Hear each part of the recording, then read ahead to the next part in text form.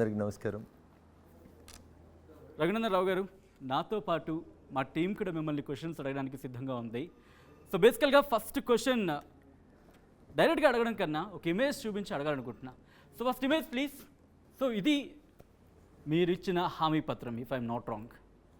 కింద డేట్ ఏమైనా ఉందా సార్ దీనికి? అంటే ఎవరు ఇచ్చారు సార్ ఇది? దుబ్బాక నియోజకవర్గానికి సంబంధించి మీరు ఇచ్చింది. ఇది ఏ సంవత్సరంలో ఇచ్చినాం అనేది కేటీఆర్ మర్చిపోయిండు, కేసీఆర్ మర్చిపోయిండు, హరీష్ కూడా మర్చిపోయిండు. ఇది 2018 జనరల్ ఎలక్షన్ సందర్భంగా పోటీ చేసినప్పుడు రఘునందన్ రావు ఇచ్చినటువంటి పాంప్లెంట్ ఇది. 2020 ఉప ఎన్నికల సందర్భంగా రఘునందన్ రావు ఏ పాంప్లెంట్ ఇవ్వలేదు, ఏ మ్యాటర్ ఇవ్వలేదు. This is about 2018 you are speaking. I crossed 2018. After that I went for 2019 parliament elections.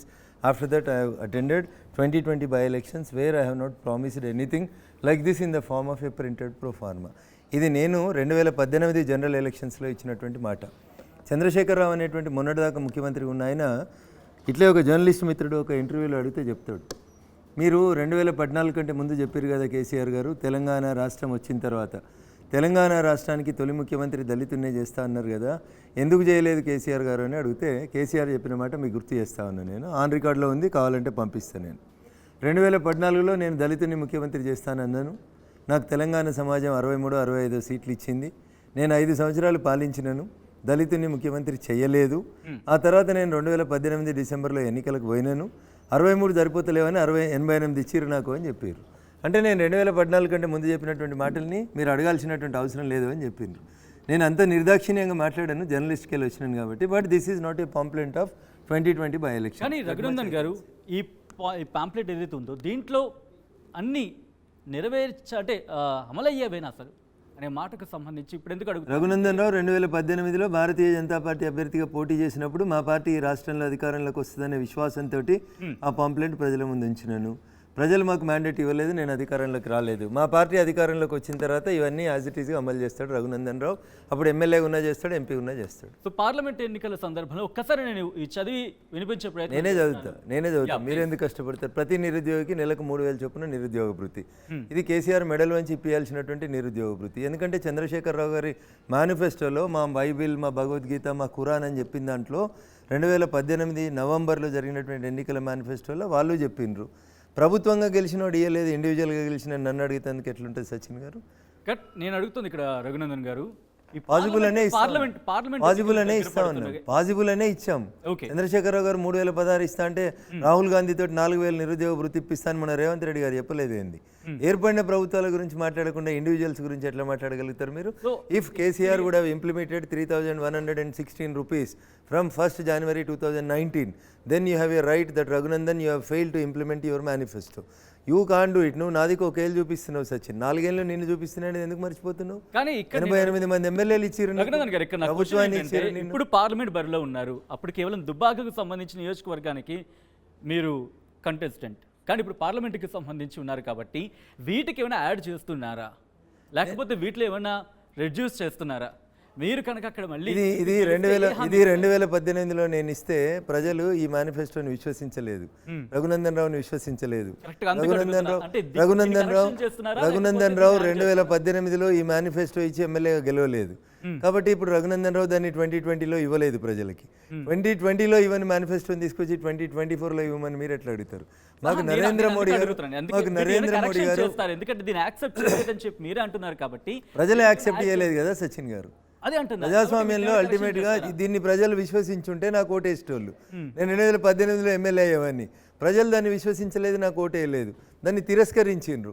దానికంటే చంద్రశేఖరరావు గారి మేనిఫెస్టో బాగుంది అనుకున్నారు. దుబ్బాక బీఆర్ఎస్ ఎమ్మెల్యేగా అప్పుడు సోలిపేట రామలింగారెడ్డి గారిని గెలిపించారు. సో వాళ్ళ మేనిఫెస్టోని అమలు చేయమని అడుగుండ్రి. రైట్. సో దుబ్బాక ప్రజలకు సంబంధించి మీరు కొన్ని హామీలు ఇవ్వడం జరిగింది, వాటికి సంబంధించి ఆ కార్యాచరణ ఆ విషయం పక్కన పెడితే ఇప్పుడు మీరు మెదక్ పార్లమెంట్కి ఉన్నారు. మెదక్ ప్రజలకి మీరు ఇచ్చే హామీ ఏంటి?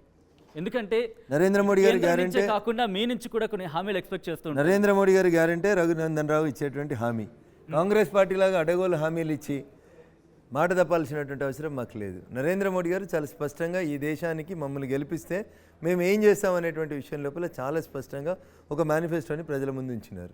This election is not for a single seat or single election, it is ఇది దేశ భవిష్యత్తుకు సంబంధించినటువంటి ఎన్నికలు. భారతీయ జనతా పార్టీ చాలా స్పష్టంగా ప్రింటెడ్ రూపంలో తన మేనిఫెస్టోని ఈ దేశ ప్రజల ముందు ఉంచింది. ఉదాహరణకి ఇట్లాంటి ఒక 2 రూమ్లు ఇల్లు ఉన్నటువంటి వాళ్ళకి పైన సోలార్ విద్యుత్ కోసం అని చెప్పి మీకు సబ్సిడీ ఇస్తాం, మీరు పెట్టుకోండి అని చెప్తా ఉన్నాం. అంటే భవిష్యత్తులో మీకు కరెంట్ రాదు అని చెప్పడానికి మేము సోలార్ ప్యానెల్ పెట్టుకోండి అని చెప్తా ఉన్నాం. కానీ కాంగ్రెస్ పార్టీలాగా నీకు 200 యూనిట్లు అయితే ఫ్రీ కరెంట్ అని అబద్ధపు హామీలు ఇవ్వదలుచుకోలేదు. కాంగ్రెస్ ఇచ్చేటివి హామీలు, మోడీ గారు ఇచ్చేది, భారతీయ జనతా పార్టీ ఇచ్చేది గ్యారంటీలు. అబద్ధపు హామీ అన్నారు, కానీ అది అక్కడ నెరవేరుతున్న పరిస్థితి ఎక్కడ నెరవేరుతుంది? మీరు అన్నారు అబద్ధపు హామీ. అవును, అబద్ధపు హామీ. ఎందుకో నేను చెప్తా. కేసీఆర్ ఉంటే 5,000 వస్తుంది, కేసీఆర్ పోతే 15,000 వస్తుంది అన్నాడు. వచ్చిందా 15,000?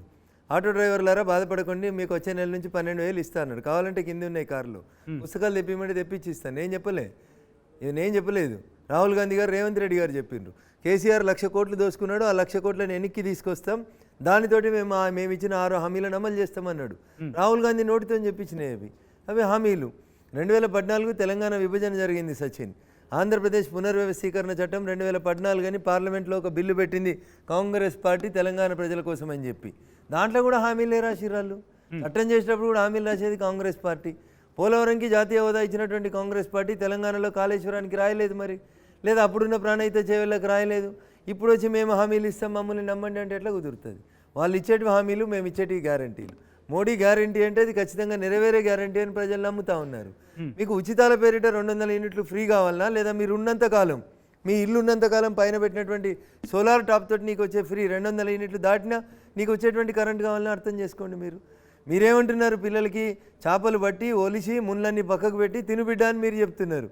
మేమేం చెప్తా ఉన్నాం? నేను ఉన్నా లేకున్నా చేపలు పట్టడం నేర్పిస్తే రేపు నా కొడుకో కూతురో తన కాళ్ళ మీద తను నిలబడి బతుకుతుందని మేము చెప్తా ఉన్నాం. This is the difference between Congress and Bhajapa. Right.